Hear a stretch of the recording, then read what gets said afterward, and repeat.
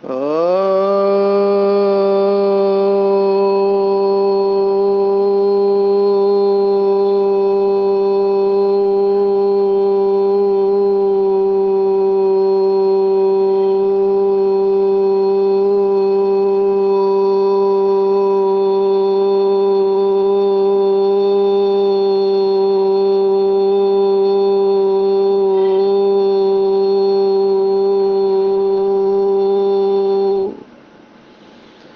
शांति।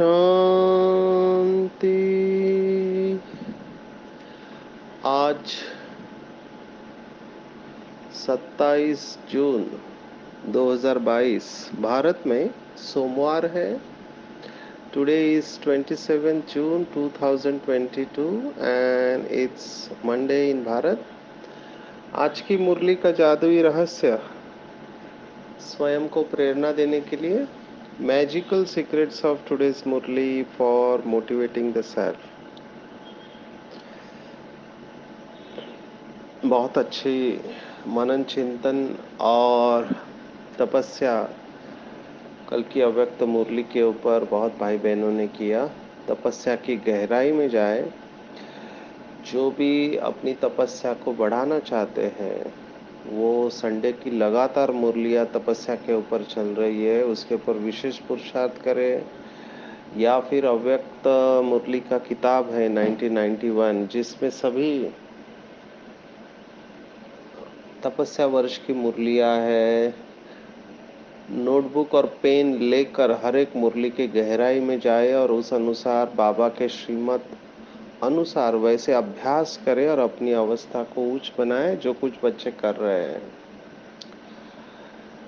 आज साकार मुरली है और हमने बहुत बार ये बात समझी है कि जो भी अलौकिक और दिव्य बातें इस समय ज्ञान के सागर शिव बाबा सुनाते हैं, हर बाबा का बच्चा अपनी अपनी बुद्धि के अनुसार उसे कैच करता है। जिसकी जितनी बुद्धि सूक्ष्म होती है, स्वच्छ होती है, पवित्र होती है, उतना वो आत्मा गहराई में जाती है और बहुत सारे रत्न लेकर आते हैं। लेकिन मोटी बुद्धि वाले हैं, वो मोटी मोटी बातों को पकड़ के वैसे चलते हैं और इसी भेद के वजह से द्वापर युग में फिर अपने अनुभवों को याद करेंगे।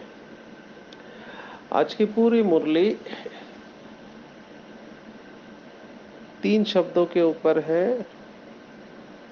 वो है रथ, रथी और सारथी। रथ, रथी और सारथी। अभी कहाँ पे ये ज्ञान की बातें और भक्ति मार्ग में जो द्वापर युग में श्रीमद् भगवत गीता लिखी गई उसमें कहाँ घोड़ा गाड़ी दिखाया, क्या कनेक्शन है, उसका रहस्य आज की मुरली में बाबा ने समझाया है। हम इसको थोड़ा और सूक्ष्म तरीके से समझेंगे। रथ शरीर को कहा जाता है और इस शरीर को चलाने वाली जो होती है वो रथी है। तो आंखों के सामने एक चित्र लाए। एक रथ है जिसमें घोड़े लगे हुए हैं और उस रथ को चलाने वाला एक रथी है। यहाँ तक तो समझ में आता है। फिर और एक शब्द है सारथी। तो रथी भी है और सारथी भी है। सारथी माना सहरथी, रथी के साथ में जो है वो सारथी है। लौकिक में इसका अर्थ है ये निकाला जाता है कि जो महारथी होता है वो रथ के ऊपर विराजमान होता है और सारथी उसके रथ को चलाने वाला होता है।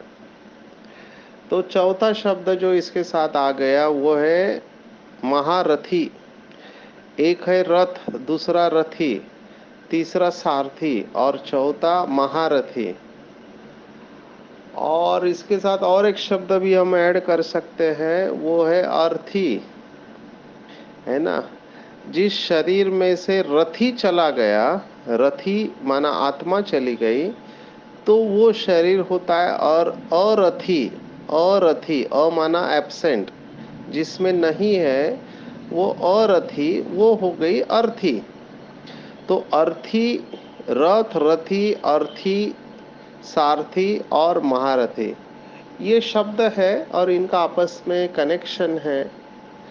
अभी यहाँ पर संगम युग पर हम आएंगे कि ब्रह्मा का जो रथ है, जिसको शास्त्रों में कहा भागीरथ, या दूसरे धर्मों में कहा हुसैन का घोड़ा, है ना, या हिंदू धर्म में भी जिसको नंदीगण कहा गया है ना। तो भागीरथ, ये आप छठा शब्द भी ले सकते जो रथ के साथ जुड़ा हुआ है। रथ, रथी, सारथी, महारथी, अर्थी और भागीरथी। तो भाग्यशाली रथ ब्रह्मा बाबा का शरीर है, जिसके अंदर स्वयं ब्रह्मा बाबा की आत्मा रथी बनकर उस रथ को चला रही है। लेकिन उसके बाजू में बैठकर स्वयं निराकार ज्योति स्वरूप शिव बाबा, जिसको अपना खुद का रथ नहीं है, न स्थूल है न सूक्ष्म है, वो आकर रथी के बाजू में बैठती है, सारथी करती है। तो ये ज्ञान हमने इस समय समझ लिया कि एक शरीर में दो आत्माएं हैं। कई लोग हमको पूछते हैं कि एक शरीर में दो आत्माएं कैसे रह सकते हैं। मैंने कहा क्वाइट पॉसिबल है, बहुत सहज है, एक क्या अनेक आत्माएं रह सकते हैं। लेकिन वो उदाहरण पूछते, तो मैंने कहा सबसे अच्छा उदाहरण है कि एक माँ जिसके गर्भ में बच्चा है ना, तो वो बच्चा भी गर्भ में है तो उसके अंदर आत्मा है, और माता का शरीर है उसकी आत्मा है। तो एक शरीर में दो आत्माएं तो हो ही गए, हालांकि वो बच्चे का शरीर अलग है। इवन सभी धर्म स्थापकों के बारे में भी बाबा ने यही कहा है कि धर्म स्थापक की आत्मा अलग है और जिस शरीर में प्रवेश करते हैं उसकी आत्मा अलग है। जैसे जीसस क्राइस्ट, तो क्राइस्ट की आत्मा पवित्र आत्मा है ना, तो उसको कोई दुख नहीं होता है। जीसस की आत्मा को दुख होता है, जब उसे सूली पर चढ़ाया गया तो दुख जीसस की आत्मा को हुआ। क्राइस्ट की आत्मा को दुख नहीं हो सकता फर्स्ट बर्थ में। तो जीसस की आत्मा अलग है, क्राइस्ट की आत्मा अलग है, ये दोनों आत्माएं बाजू बाजू में रहते हैं। ऐसे ही आप गौतम बुद्ध को ले लो, गौतम की आत्मा अलग है, बुद्ध की आत्मा अलग है। बुद्ध की पवित्र आत्मा है जो परम धाम से नीचे आती है, जैसे क्राइस्ट की आत्मा आती है, और वो गौतम की आत्मा के बाजू में बैठती है। तो गौतम की आत्मा अलग है और बुद्ध की आत्मा अलग है। तो गौतम की आत्मा रथी है तो बुद्ध की आत्मा सारथी है। जीसस की आत्मा रथी है तो क्राइस्ट की आत्मा सारथी है। ऐसे ही नानक देव, तो नानक की आत्मा ऊपर से आई है ना, जिस रथ में प्रवेश किया उसकी आत्मा अलग है और धर्म स्थापक की आत्मा अलग है। तो एक रथी रहता है उसमें, दूसरा सारथी रहता है। अभी इस बात को कैसे समझाए, तो द्वापर युग में जब हम याद करते हैं कि हमको सुख किसने दिया था, क्योंकि जैसे ही दुख चालू होता है द्वापर युग में, हम याद करते हैं कि सुख कहाँ से मिलेगा, सुख देने वाला कौन। तो जिन्होंने शास्त्र लिखे उनकी स्मृति जागृत हो जाती है और वो कहते हैं कि परमात्मा रथ के ऊपर आया, क्योंकि उस समय तो मोटर कार वगैरह नहीं है, एरोप्लेन नहीं है, तो वहाँ पे उस समय रथ चलते हैं। तो रथ दिखाया गया, उसमें रथी दिखाया और एक सारथी दिखाया। तो जो भगवत गीता का चित्र है कि श्री कृष्ण सारथी दिखाया है और अर्जुन रथी महारथी दिखाया हुआ है ना।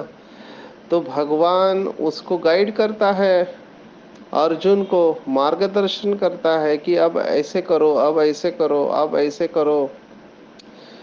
तो यही बात कहाँ, यह संगम युग की बात, और कहाँ उन्होंने घोड़ा गाड़ी दिखा दी है।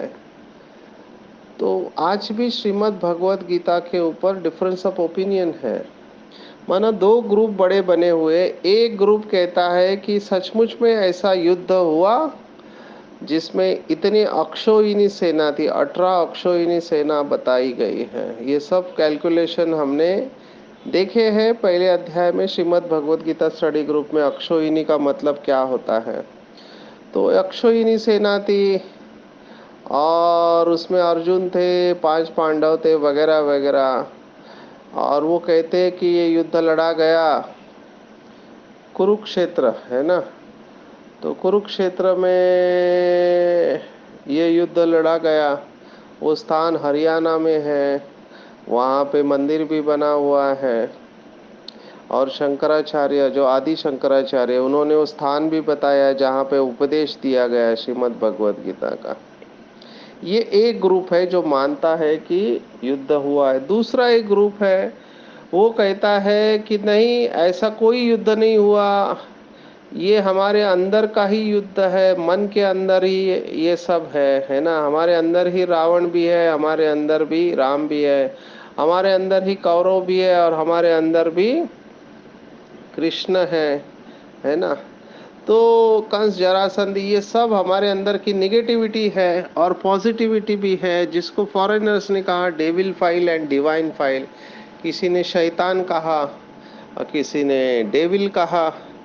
तो ये भी एक बहुत बड़ा ग्रुप है जो समझता है कि ऐसा कोई युद्ध नहीं हुआ, और परमात्मा हमारे मन की बात कह रहे कि मन के अंदर ये द्वंद्व चलता रहता है।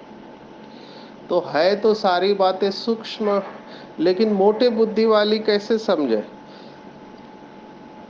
जैसे बाबा ने आज मुरली में स्पष्ट कहा है कि बच्चे, आपको किसी भी चित्र को याद नहीं करना चाहिए, ना साकार ना आकार। तो साकार सभी देहदारी है, अपना भी देह है, अपने रिश्तेदारों का देह है ना, पति पत्नी बच्चों का देह है, या रिश्तेदार काका चाचा मामा जो भी है, दोस्त है, उनका शरीर को याद नहीं करना है। और इसी के साथ में ब्रह्मा विष्णु शंकर जिनका सूक्ष्म शरीर है, उनको भी याद नहीं करना है, चित्र को याद ही नहीं करना है। बाबा ने तो आज यहाँ तक कहा कि शिव बाबा के चित्र को भी याद नहीं करना है, इतना चित्र ऐसा है ही नहीं। बाबा देखो, कई बार बहुत गहरी और बहुत प्योर स्पिरिचुअल नॉलेज, एकदम आध्यात्मिक ज्ञान जिसको कहते हैं कि मैं बिंदी हूँ, जैसे तुम बिंदी हो मैं भी बिंदी हूँ। फर्क केवल इतना है कि मैं बिंदु में सिंधु हूँ, पर मैं बिंदु हूँ, तो चित्र को याद नहीं करना है। लेकिन वही बात है कि बुद्धि में बिंदु को पकड़ के रखना हर एक के बस की बात नहीं है। बाबा ने स्वयं मुरली में कहा है कि कई बच्चे बाप को याद करने की कोशिश करते बिंदु रूप में, लेकिन बिंदी खिसक जाती है, माना एकाग्रता रहती नहीं है। मन और बुद्धि से बिंदु को देखते रहे देखते रहे देखते रहे, और उसमें से शक्ति ग्रहण करे ग्रहण करे, देखे ग्रहण करे, बिंदु को देखे और ग्रहण करे।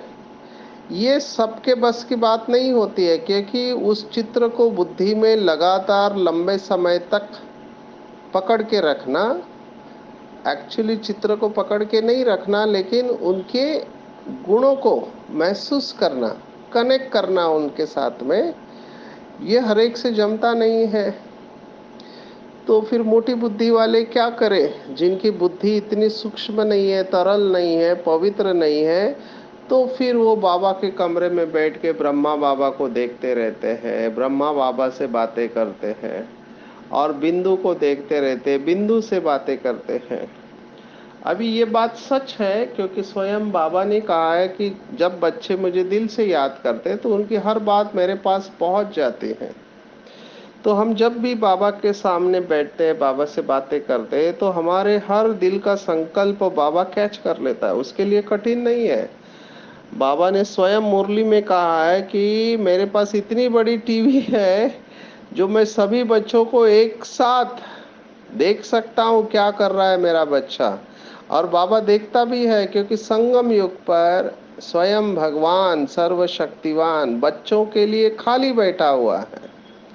तो उसको काम ही नहीं है, वो परम धाम में बैठे बैठे शायद बोर हो गया, इसलिए बच्चों को देखता रहता है। जैसे लौकिक में माँ बाप अपने बच्चों को कंटिन्यूस देखते रहते हैं, वैसे ये शिव बाबा भी अपने बच्चों को देखता है। ये स्वयं भगवान ने एक मुरली में कहा हुआ है। बाबा ने एक मुरली में बहुत अच्छा बॉडी लैंग्वेज, अभी बॉडी लैंग्वेज ही कहेंगे, बाबा का चेहरा उस समय देखने जैसा था। बाबा ने कहा कि बाप को भी परम धाम में बच्चों के बगैर चैन नहीं आता है। ये जैसे लौकिक माँ बाप कहते हैं, वैसे ही बाबा ने ये बताया शब्द।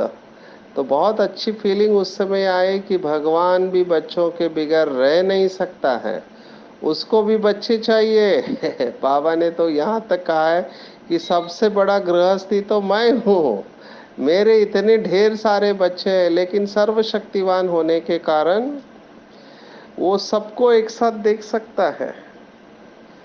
तो मोटी बुद्धि वाले क्या करें, वो बिंदी तो रहती नहीं है बुद्धि में, तो फिर वो बड़ा चित्र करेंगे। यहाँ तक भी बाबा ने कहा जिनके बुद्धि में सूक्ष्म नहीं रहता है वो बड़े रूप में शिव बाबा को याद करो। और ब्रह्मा तो पोस्ट ऑफिस है, यहाँ भी बाबा ने कहा है कि जो भी आपको बताना है ब्रह्मा बाबा को हो, कि ब्रह्मा बाबा का आकार है ना, तो आकार है, चित्र है, तो उसको याद करना, उससे बातें करना इजी हो जाता है। लेकिन आज की पल्स को अगर हम पकड़ के चले, आज बाबा ने जो नब्ज पकड़ी है उसमें बाबा स्पष्ट ये कह रहा है कि बच्चे जितना आप सूक्ष्म होते जाएंगे उतना आप चित्र को याद नहीं करेंगे, लेकिन विचित्र को याद करेंगे। तो लक्ष्य ये रखना चाहिए कि हमारी बुद्धि इतनी सूक्ष्म हो जाए, इतनी सूक्ष्म हो जाए कि बिंदु के ऊपर एकाग्र हो जाए। तो ये दो ग्रुप हमेशा रहेंगे, साकार और निराकार वाले। एक्चुअली तीसरा ग्रुप भी है, आकारी वाले भी है ना। लाइट का शरीर एक है, बिंदु एक है, लाइट का शरीर और एक है स्थूल शरीर। जैसे कई सारे बाबा के बच्चे जो साकार में ब्रह्मा बाबा के साथ थे, अभी जितनी उनकी समझ थे वो ब्रह्मा को ही भगवान समझते थे। और बहुत सारे भाई बहने ब्रह्मा के साथ ही जुड़े हुए थे। तो बाबा को जब ये पता चला तो बाबा ने मुरलियों में भी कहना चालू कर दिया, क्योंकि बहुत सारे भाई बहनों की बुद्धि ब्रह्मा बाबा में जा रही थी। तो बाबा को आखिर में कहना पड़ा कि ये ब्रह्मा ब्रह्मा को याद करने से कोई फायदा नहीं, याद मुझे करना है ना। ब्रह्मा भी मेरे से लेता है, तो ब्रह्मा निमित्त है। ये क्यों कहा बाबा ने? इसका मतलब ये नहीं कि ब्रह्मा की महिमा कम है, नहीं, ब्रह्मा की महिमा भी बहुत ऊंच है ना। ब्रह्मा की मत भी मशहूर है।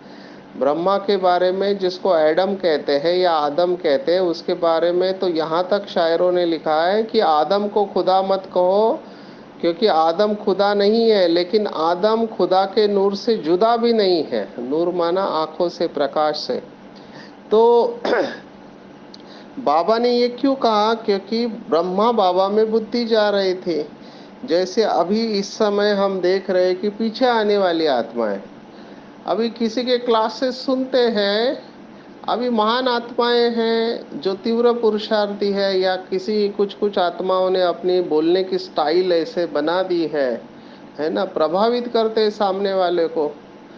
तो क्या होता है, पीछे आने वाली आत्माओं का दोष नहीं है, अभी वो शिव बाबा से शक्ति नहीं खींच पा रहे डायरेक्ट, है ना।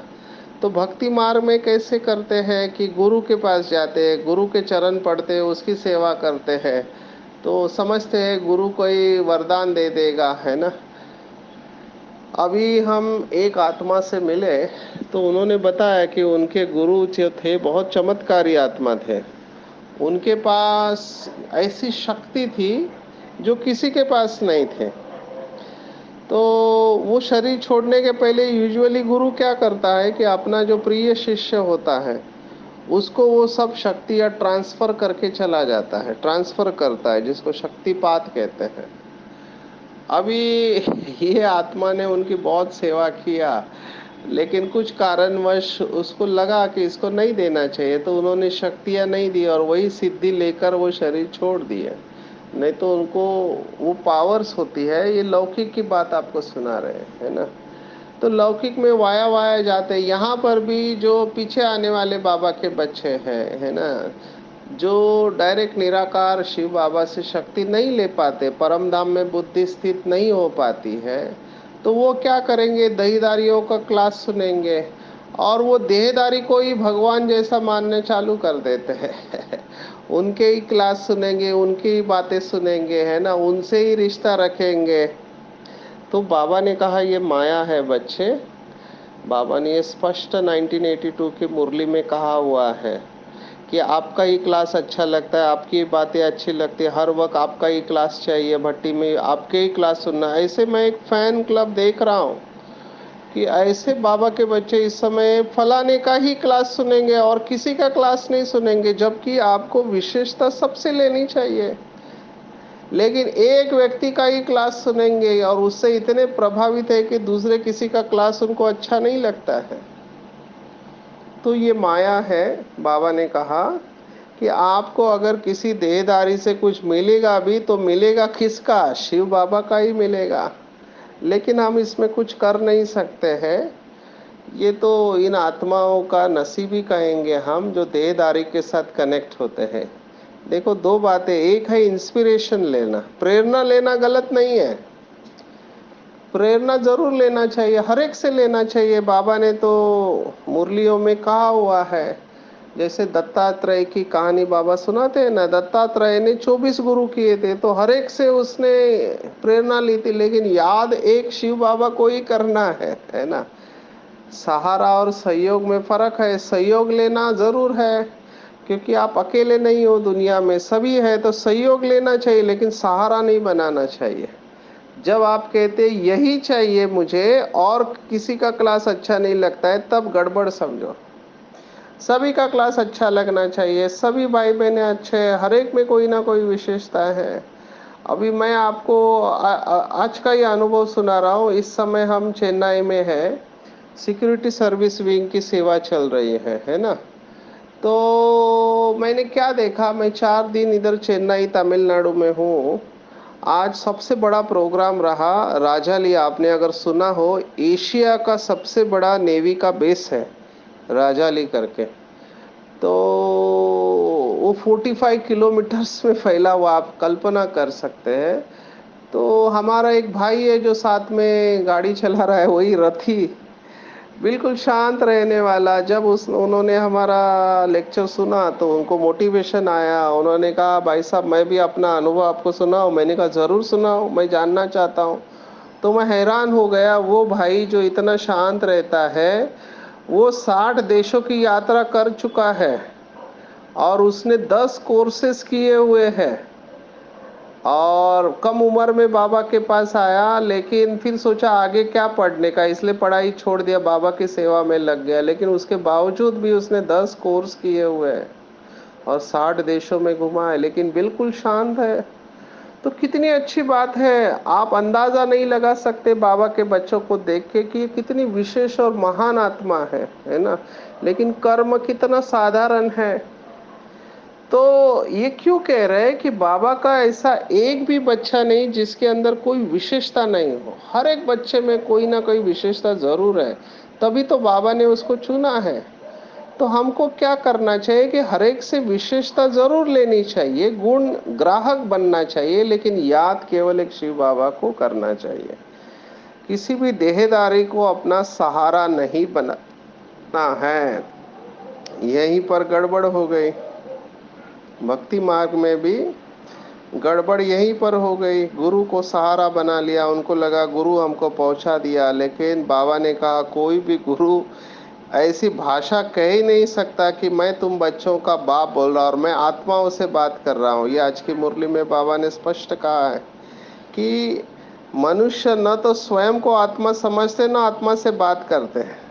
और हमको ये अभ्यास अभी करना है, किसी भी आकारी और साकारी चित्र को देखते भी नहीं देखना है, सिर्फ आत्मा को देखना है और विदेही बाप को याद करना है। सिर पर पापों का बोझा है, बाबा ने कहा है ना।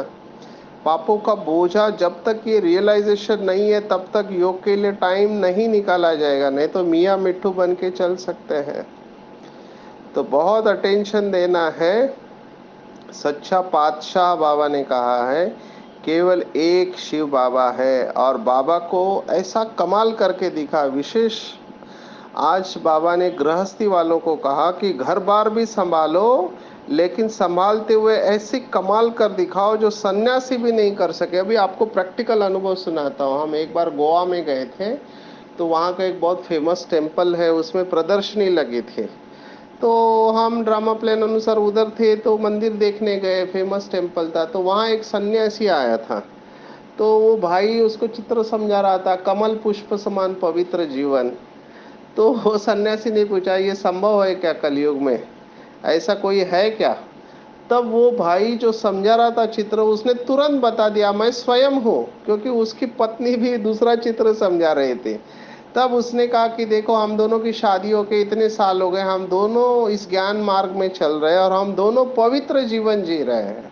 अभी ये मंदिर में सबके सामने कहने के लिए ताकत चाहिए। जैसे ही ये सन्यासी ने सुना कि ये दोनों पति पत्नी शादी होने के बाद भी पवित्र जीवन जी रहे और राजयोग का अभ्यास कर रहे हैं, वो सन्यासी को ऐसा तीर लगा कि उसने वहीं पर सबके सामने उसको दंडवत प्रणाम डाल दिया। माना वो झुक गया उनके चरणों में और कहने लगा कि आप भी महान हो और आपको पढ़ाने वाला भी महान है। ये प्रैक्टिकली हुआ है, मैंने अपनी आंखों से देखा। तो बाबा ये जो कहता है ये बिल्कुल ठीक कहता है कि हमारा सन्यास सतो प्रधान सन्यास है। और एक आपको अनुभव सुनाते हैं कि हम ये जो कुंभ मेला लगता है, तो नासिक करके एक शहर है महाराष्ट्र में जहाँ पर कुंभ मेला लगता है। तो कुंभ मेला में एक बार हमने डिसाइड किया कि नशा मुक्ति के ऊपर ही सेवा करें, क्योंकि बहुत सारे सन्यासी नशा करते हैं। तो देखा कि बड़े बड़े सन्यासी चरस गांजा लेकर, एक तो शराब की तैयारी भी कर कर आया था। ऐसे भी लोग होते हैं, रह नहीं सकते। तो हमने उनको पूछा कि क्या आप ये क्यों लेते हैं, तो बोला क्या करो, इंद्रियां हमको बहुत परेशान करती है, लेकिन जब हम ये लेते हैं तो इंद्रियां शांत हो जाती है। तो ये भी बात बाबा ने कहा था कि सन्यासियों को भी ये कठिन हो रहा है कि इंद्रियों को कंट्रोल करें, लेकिन बाबा ने हमारे लिए कितना सहज कर दिया कि दोनों के बीच में ज्ञान की तलवार रख दे। ज्ञान के आधार पर हम स्वयं को आत्मा समझ के बाप को याद करते हैं ना, इसीलिए इंद्रिया कंट्रोल में नहीं रहती है। नहीं तो बाहर दुनिया वालों के लिए तो बहुत कठिन है, आग लगी पड़ी है, काम की अग्नि लगी हुई है। तो यहाँ पर बाबा के बच्चों की विजय होती है। लेकिन बाबा ने आज फिर ये भी कहा कि कुछ कुछ बाबा के बच्चों में अभी तक विकार है, बंदर के जैसे है। आज बाबा ने कहा अगर बच्चा मर गया तो बंदर जैसे हड्डियों को भी पकड़ के रखता है। आपने वीडियोज ये सब देखे होंगे, मरे हुए को लेकर चलता है। तो ये यहाँ पर भी ऐसे ही है। 6 से 8 मास हो गए, बच्चा मर गया, पति मर गया, तो उसको याद करके रोते रहते हैं। और बाबा ने कहा रोना मानना खोना। बाबा को बिल्कुल अच्छा नहीं लगता अगर कोई रोता है तो। बाबा हमेशा कहता है कि विधवाएं रोती है और मैं तुम्हारा पति हूँ जो कभी मरने वाला नहीं हो, इसलिए रोना नहीं है। अम्मा मरे तो भी हलवा खाओ और बीवी मरे तो भी हलवा खाओ। तो बाबा ने कहा है, अंडरलाइन करा है, सतो प्रधान संन्यास जो भी आंखों से देखते हो उसको सबको भूलना है। बुद्धि योग ऊपर लटका हुआ रहे, ना कि किसी आकारी और साकारी शरीर में। और अविनाशी वर्षे के अधिकारी बनना है। तो दुनिया में तो लोग सिर्फ कहते हैं कि हमको भगवान की पालना में पल रहे हैं, लेकिन यहाँ प्रैक्टिकल हम अनुभव करते हैं, क्योंकि हमको ही परमात्मा की श्रीमत मिलती है और ये श्रीमत ही श्रेष्ठ पालना है। इस श्रीमत के बगैर हमारा एक कदम भी नहीं उठा सकते हैं हम। जो बाबा के बच्चे पक्के हैं उनको हर कदम में श्रीमत याद रहती है। तो अभी हम अनुभव से कह सकते हैं कि हमको स्वयं भगवान चला रहा है, हमारा पालनहार भगवान है। भक्ति मार्ग में बिना अर्थ के बोलते हैं, यहाँ पर हम अर्थ सहित अनुभव के साथ बोलते हैं कि हमको पालने वाला भगवान है। बहुत सारे भाई बहनों के बहुत अच्छे अनुभव है कि कैसे बाबा उनका घर चला रहा है, कैसे बच्चों की पढ़ाई करा रहा है। तो ये बहुत श्रेष्ठ अनुभव है। तो ऐसे बाबा के बच्चे जिनके अंदर ये रूहानी नशा इमर्ज रहते हैं, वो बेहद के खजाने से भरपूर स्वयं को अनुभव करते हैं और अविनाशी वर्ष के अधिकारी बन जाते हैं। तो यही बाबा के बच्चे सपूत बच्चे हैं, क्योंकि वो सदा संपूर्ण पवित्र अवस्था में रहते हैं और योगी रहते हैं। और स्नेह का रिटर्न, बाबा जो इतना प्यार देता है उस प्यार का रिटर्न स्वयं को टर्न करके संपूर्ण फरिश्ता अवस्था में रहने का अभ्यास करते हैं। तो आज दिन भर हम अभ्यास करेंगे कि मैं आत्मा रथी बन इस रथ को चला रही हूँ और मेरे साथ शिव बाबा भी मेरे साथ है, कंबाइंड है। और आपको बता दूं, अव्यक्त महावाक्य बाबा ने एक मुरली में कहा था कि ब्रह्मा बाप ने नंबर 1 जो लिया वो इसी अभ्यास से लिया कि मैं सारथी हूँ, इस रथ को चलाने वाली हूँ। ये बेसिक अभ्यास है जो सोल कॉन्शियस को प्रैक्टिकल आपको लेके आएगा। तो चलते समय जैसे हम अनुभव करते, पैर चल रहे हैं लेकिन मैं इस शरीर से अलग हूँ। हाथों से खाना खाते समय अनुभव करते हैं कि हाथ मेरे काम कर रहे हैं लेकिन मैं हाथों से अलग हूँ। खाना शरीर को खिलाते हैं या अनुभव करते, खाया ये नहीं कहते, शरीर को खिलाया।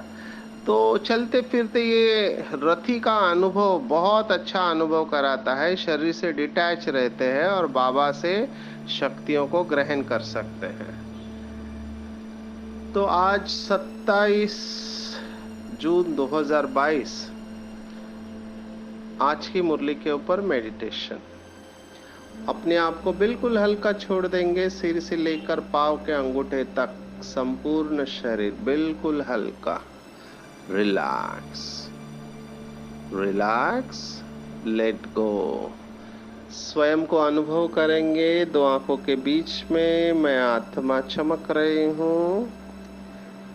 इस शरीर रूपी रथ की मालिक हूँ मैं, शरीर को चलाने वाली, शरीर की ड्राइवर, इस रथ की रथी हूँ। शरीर अलग है और मैं अलग हूँ।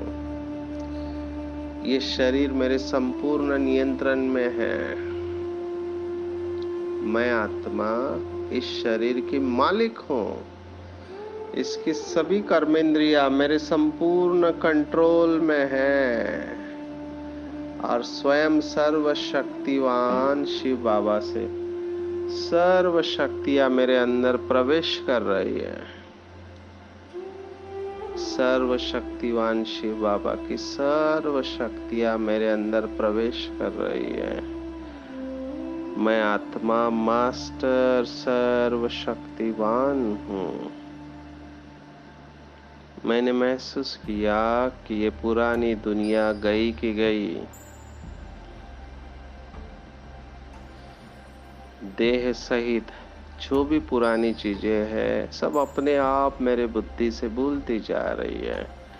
मेरे बुद्धि में केवल शिव बाबा की याद नेचुरली रहती है।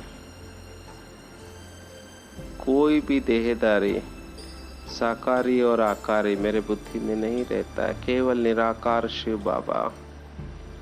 मैंने महसूस किया है कि जितना जितना मेरा बुद्धि योग ऊपर परमधाम में लटका हुआ रहेगा उतना मैं डिटैच सुख स्वरूप अवस्था का अनुभव करते जा रही हूँ। मेरा एक कदम भी श्रीमत के बगैर उठ नहीं सकता, ऐसी पालना का मैं अनुभव कर रहा हूँ। मैं अनुभव कर रहा हूँ कि मैं संपूर्ण पवित्र आत्मा हूँ, परमात्मा स्नेही आत्मा हूँ, अधिकारी आत्मा हूँ, कल्प कल्प की विजयी रतन आत्मा हूँ। मेरी विजय निश्चित है। मैं बिल्कुल निश्चिंत हूँ, संतुष्ट हूँ और प्रसन्न हूँ। ओम शांति शांति शांति। सर्वशक्तिवान बाप हमेशा मेरे साथ है। उसने अपना वरदानी हाथ मेरे सिर के ऊपर रखा है। बाप दादा मुझे दृष्टि दे रहे और कह रहे कि बच्चे तुम मेरे हो, तुम जो हो जैसे हो मेरे हो। मैं तुम आत्माओं से बात करता हूँ। तुमने कल्प कल्प रथी स्वरूप बनकर, सारथी बनकर इस शरीर को चलाया है। तुमने कल्प कल्प अपना बुद्धि योग परम धाम में मेरे ऊपर स्थित किया है। हर कदम तुम श्रीमत पर चलने वाले अविनाशी से वर्षे के अधिकारी आत्मा हो। बेहद के खजानों से भरपूर और संपूर्ण पवित्र और सर्व स्नेही आत्मा हो। तुम्हारी विजय निश्चित है, निश्चित है, निश्चित है। बाप दादा से वरदान प्राप्त कर मैं अति हर्षित हो रही हूँ। बाबा को धन्यवाद दे रही हूँ। शुक्रिया बाबा, शुक्रिया। मेरा बाबा, मीठा बाबा, प्यारा बाबा, दुलारा बाबा, सच्चा बाबा और अच्छा बाबा, दयालु बाबा, कृपालु बाबा, वाह बाबा, शुक्रिया बाबा, शुक्रिया। अच्छा, ओम शांति।